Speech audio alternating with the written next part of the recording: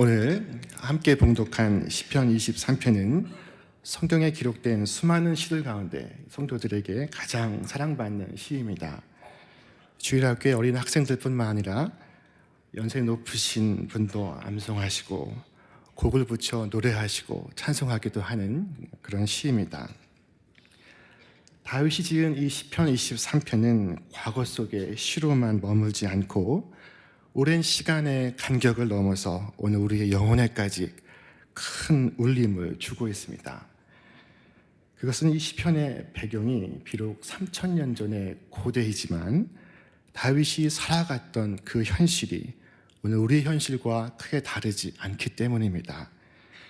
겉으로 보이는 우리의 현실은 사실 옛날과 많이 다릅니다.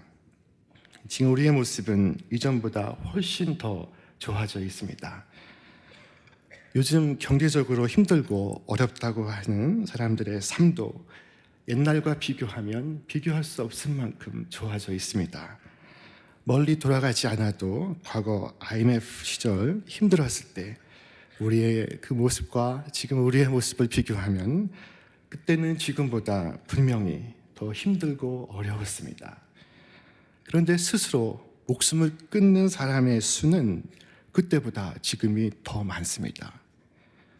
우리나라의 10만 명당 자살 사망률이 7.3명 수준이었을 때가 있었습니다. 그런데 IMF를 지나면서 1998년 18.4명이 되었습니다. 급증한 것입니다. 그런데 통계청이 정리해서 발표한 지난 2012년은 28.1명이 되었습니다. 이 수치는 OECD 국가 평균인 12.5명의 2배가 훨씬 넘는 수치입니다. 10대와 20대에서는 사망 원인의 1위가 자살입니다.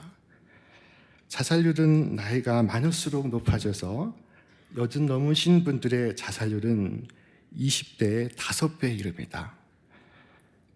이렇게 쉽게 스스로 생명을 잃는 풍조에 대해서 어떤 전문가는 치열한 경쟁, 빈부격차, 대인관계 스트레스 때문에 그 원인이 있다라고 분석했습니다. 저는 자신의 생명을 스스로 잃는 이러한 풍조가 아담과 하와가 선악과를 따먹은 일에서부터 처음 시작되었다고 믿습니다. 하나님은 아담과 하와에게 선악과를 따먹고 범죄하면 정령 죽으리라고 말씀하셨습니다.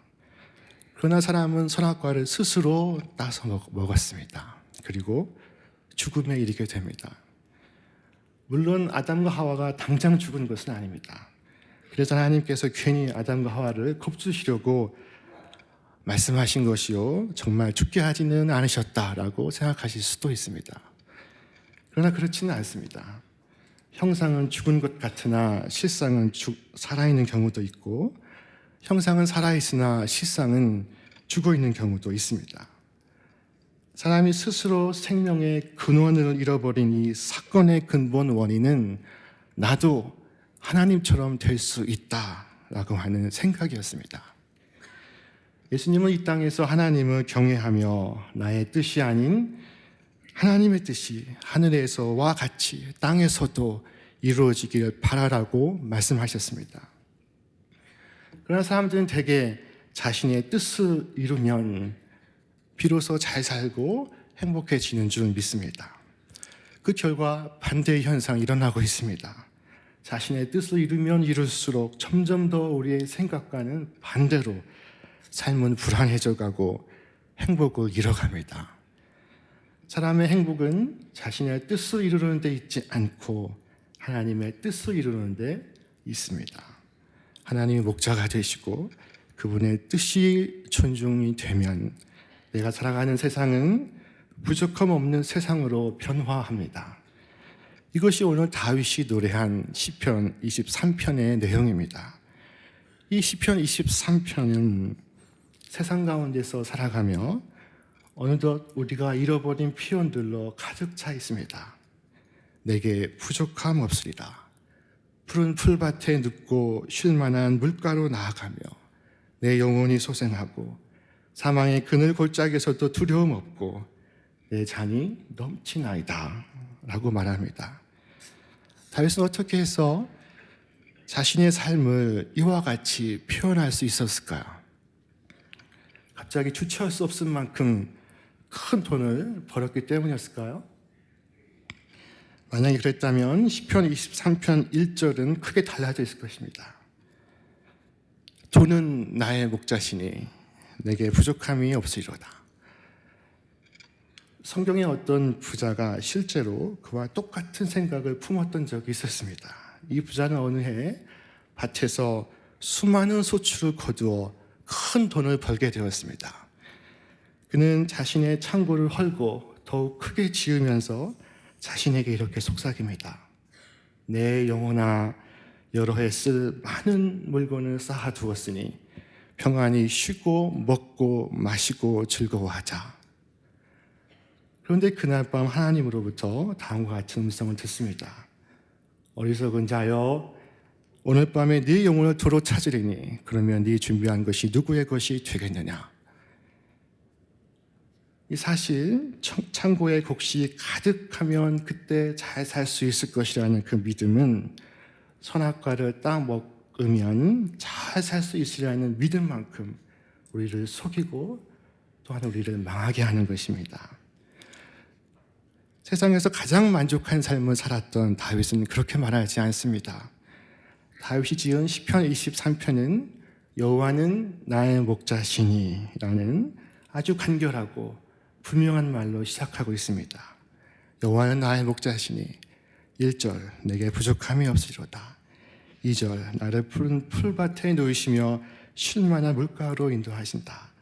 3절 내 영혼을 소생시키시고 자기 이름을 위하여 의의 길로 인도하신다. 4절 내가 사망의 음침한 골짜기로 다닐지라도 해를 두려워하지 않을 것은 주께서 나와 함께 하심이라. 주의 지팡이와 막대기가 나를 안위하시나이다. 5절 주께서 내 원수의 목전에서 내게 상을 차려주시고 기름을 내 머리에 부으셨으니 내 잔이 넘치나이다. 6절 내 평생의 선하심과 인자하심이 반드시 나를 따르이니 내가 여호와의 집에 영원히 살리로다. 이 시편 23편 전체 중에서 가장 중요한 말씀은 그 첫머리에 있는 여호와는 나의 목자시니 라는 것입니다.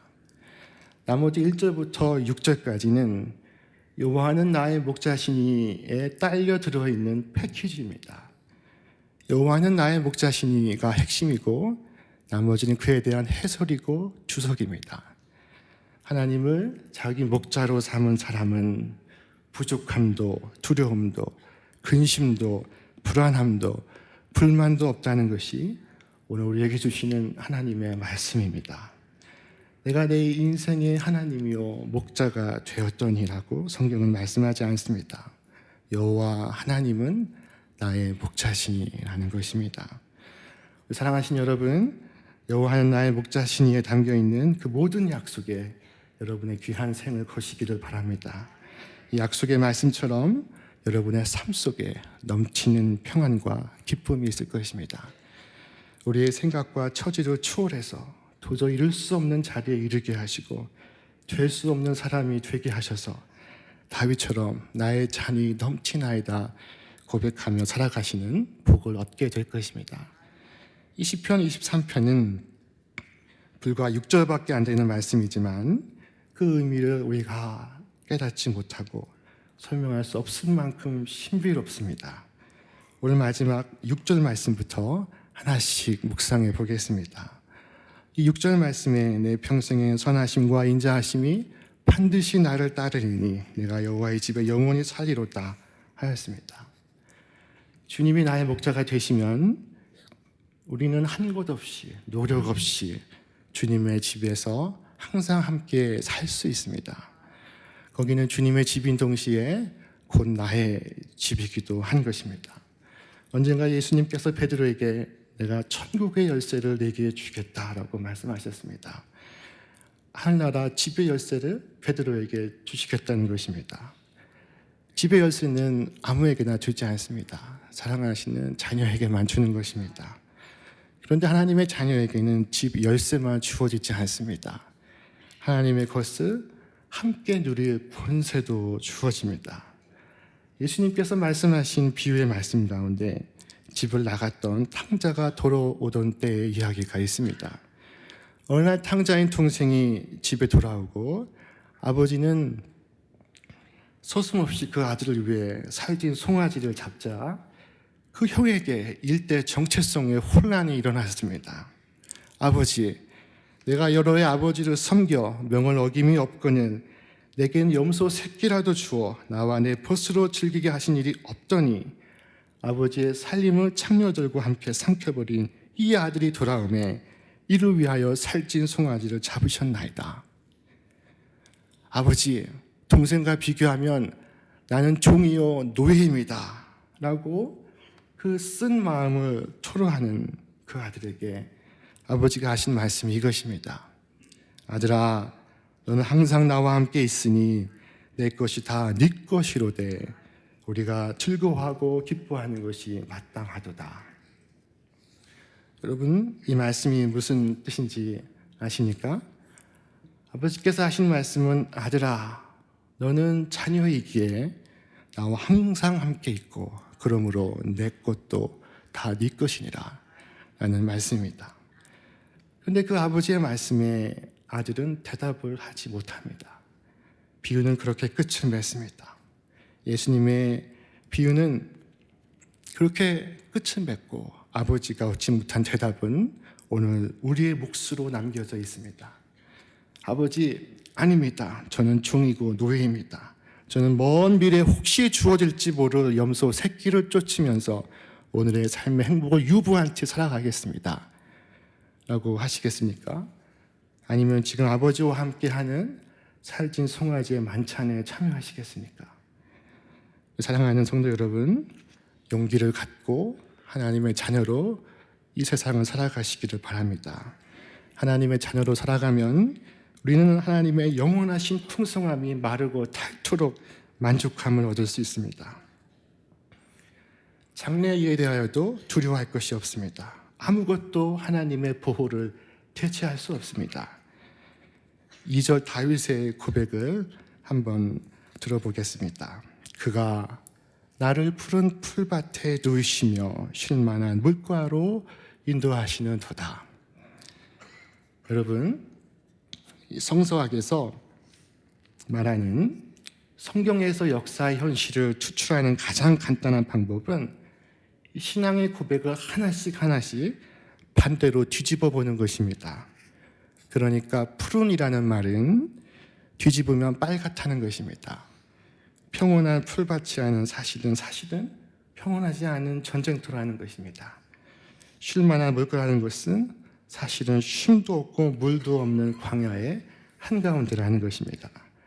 그러니까 다윗이 노래하는 그 현장은 푸른 초장, 쉴만한 물가가 아니라 피가 튀는 전쟁터, 물도 없고 쉼도 없는 광야의 한 북판이라는 것입니다. 다윗은 일생을 국경을 넘나들며 찌르고 죽이는 전쟁터에서 살았습니다. 외부의 적들과 싸우고 내부의 적들과 싸우고 자신의 아들들에게 쫓기기도 하고 믿었던 신하들에게 배신을 당하기도 합니다. 얼마나 적들이 많았든지 다윗이 하나님께 고백하기를 하나님이여 나의 대적이 어찌 그리 많은지요 일어나 나를 치는 자가 많소이다 라고 하였습니다.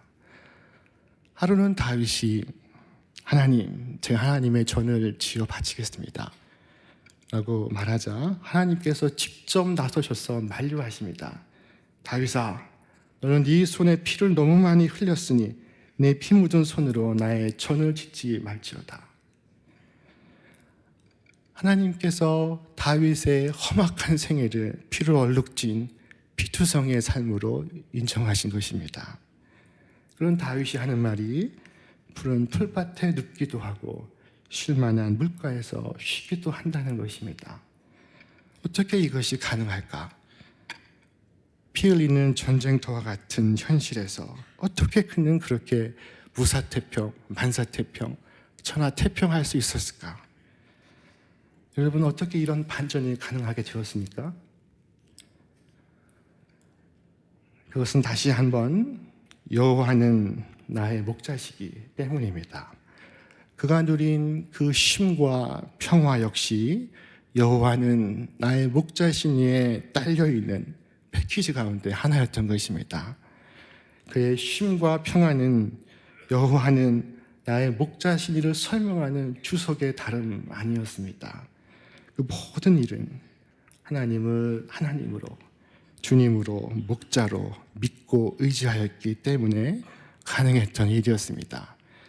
들판을 가득 채운 적군을 눈앞에 두고서도, 광야에서 양을 치면서 맹수들과 대적했을 때에도, 사울 왕에게 쫓기며 하루하루 목숨을 이어갈 때에도 다윗이 가지고 있던 쉼의 법칙은 여호와는 나의 목자시니 안에 다 들어 있었습니다. 힘이 남는다고, 돈이 생긴다고, 혹은 내가 높아진다고 쉬어진다면 세상은 지난 수십 년 사이에 편안한 사람들로 가득해야 맞습니다. 하지만 정말 쉬고 있는 사람은 많지 않아 보입니다. 목자 되신 여호와 하나님과 함께 그 안에서 쉼을 얻고 있지는 못하기 때문입니다. 하나님의 자녀는 자신과 하나님의 관계가 분명합니다. 자신을 하나님으로 목자로 생각하지 않습니다. 그래서 자신의 뜻을 하나님의 뜻보다 앞세우지 않습니다. 입으로만 하나님, 하나님 하는 것이 아닙니다. 매일매일의 삶을 하나님이 나의 보호자 되심을 믿고 의지하며 살아갑니다. 사실 세상이 아무리 힘들어도 살아가며 애매한 고통과 어려움을 다 당하여도 그 힘든 것이 많아서 못 사는 것이 아니라 하나님을 하나님으로, 하나님을 나의 목자로 믿고 의지하는 믿음이 없어서 못 사는 것입니다. 저희 학교 어느 교수님 가운데 지뢰 제거를 위해서 앞장서서 일하시는 분이 계십니다. 이분에 의하면 우리 남한에 매설된 그 지뢰의 매설량이 약 100만 개로 추정이 되는데 그 정확한 수를 헤아릴 수는 없다고 합니다. 전쟁 이후 비무장지대에 무작위로 지뢰를 매설했고 시간이 흐르면서 그 위치조차 어디인지 추적이 힘든 상황이라고 합니다. 이 지뢰로 인해서 요즘도 많은 사건, 사고가 일어나고 있습니다. 어린아이들이 호기심으로 가지고 놀다 사고가 나기도 하고 농사꾼이 밭을 갈다가 목숨을 잃기도 합니다. 이 교수님이 하시는 말이 지뢰 피해는 곧 안보재해라고 말씀하십니다. 그런데 여러분, 사실은 우리가 살아가는 우리의 삶이 그야말로 지뢰밭입니다. 어디서 뭐가 터질지 모르는 지뢰밭입니다. 곳곳에 심지어 버스 아래에도 시한폭탄이 묻혀 있습니다. 우리는 그 속에서 우리 자신의 안보에 대하여 염려하지 않을 수 없습니다.